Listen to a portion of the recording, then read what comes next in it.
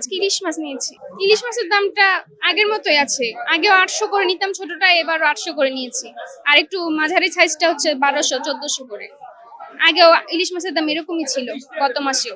মাছের দামটা ঠিক আছে, কিন্তু হচ্ছে অন্য জায়গার দামগুলো অনেক বেশি।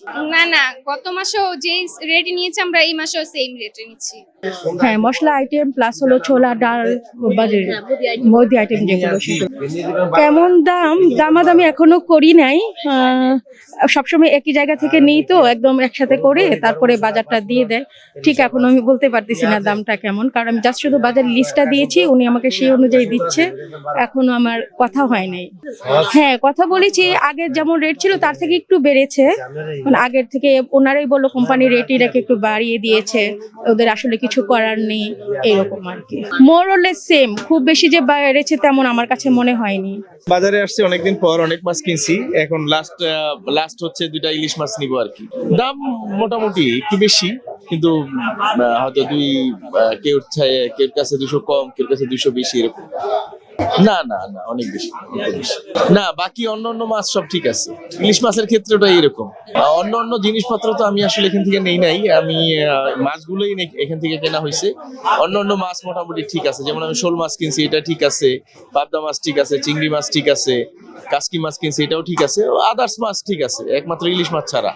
ইলিশ মাছটাই মানুষের ক্রয় ক্ষমতার বাইরে চলে গেছে। আমাদের যেহেতু প্রতিবার রমজানের মধ্যে একটু দাম বেশি থাকে, বুঝছেন না। অন্য বিদেশে তো মনে করেন যে ঈদ তেহারে মনে করেন যে 31 বা 25শে ডিসেম্বর, খ্রিসমাস ডে, ওদের আরো ডিসকাউন্ট হয়। আর আমাদের দেশে রমজান আসলে কিভাবে দাম বাড়ানো যায় এই ব্যবস্থা আগের থেকেই ব্যবসায়ীরা আরম্ভ করে।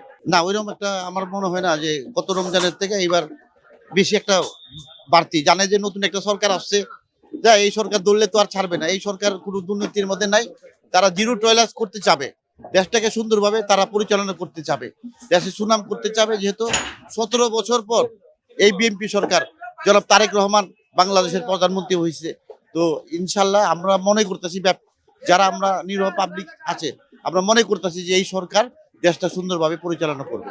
ঠিক আছে, এখন এরা বয়েও দাম বাড়াবে না, যে নতুন একটা সরকার যে এরা জিরো টয়লেট থাকার চেষ্টা করবে। কোনো মজুমদারি সহ দেখবেন যে সামনেই ব্যবহার আলোচনা পরিচালনা করবে, অবশ্যই দেখবেন ধরবেন এবং জেল দিবে এবং জরিমানা করবে, দেখবেন। একটু কমলে ভালো হয়, তাই না?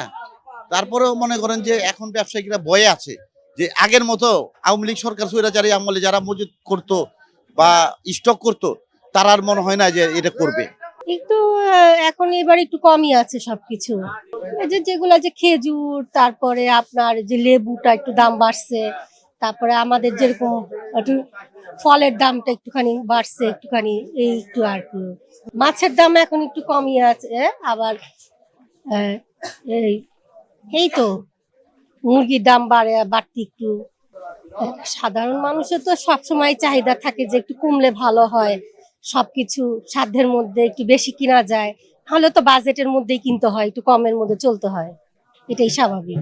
যেরকম ধরেন আগে তো এর চেয়ে বেশি বাড়তি ছিল, এখন আমাদের আগে দেখা যাক সামনে কি হয়, মাত্র তো সময় আসতেছে। জি জি, মাংস 770 টাকা কেজি। না, আগের তুলনায় বেশি না, নর্মাল। এই গতকালকে যা আজকেও তাই, দামাদামি তেমন একটা হয় নাই, বরঞ্চ আমি আরো 10 টাকা কম পাইছি। 780 টাকা ছিল গতকালকে, আজকে 70 টাকা নিচ্ছে। আবার 60 টাকা আছে, কিন্তু ওনার গোস্তটা একটু ভিআইপি, পছন্দের গোস্তটা ওনার এখান থেকে পাইছে, এই জন্য ওনার যা দাম চাইছে দিয়ে দিচ্ছে, কমই বলতে পারে।